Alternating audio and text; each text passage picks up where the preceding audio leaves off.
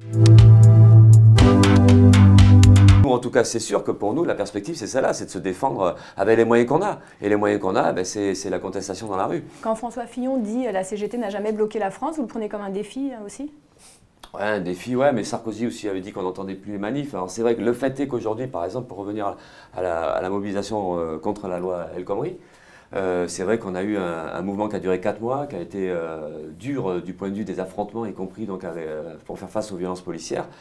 Et on a bien vu que ce mouvement-là, qui a été long, finalement, au bout du compte, ben, on a perdu. C'est-à-dire que la loi, elle est passée.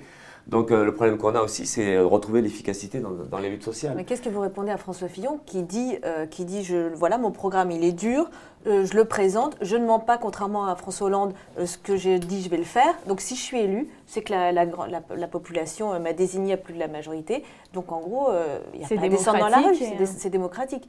Oui, mais ça on verra, on n'en est pas là, il n'est pas encore élu, donc on verra non, aussi... Mais, il y aura une forte légitimité, voilà. Il a annoncé la couleur.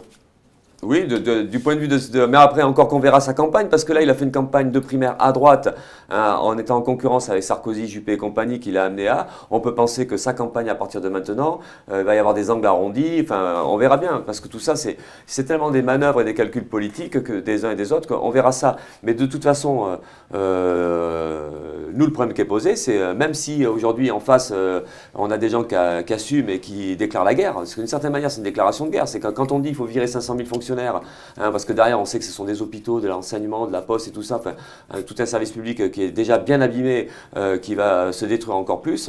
Quand ils disent eux, ils vont augmenter le temps de travail, ils vont repousser l'âge de la retraite et tout ça, donc évidemment nous, on est dans une situation où il va falloir qu'on se défende.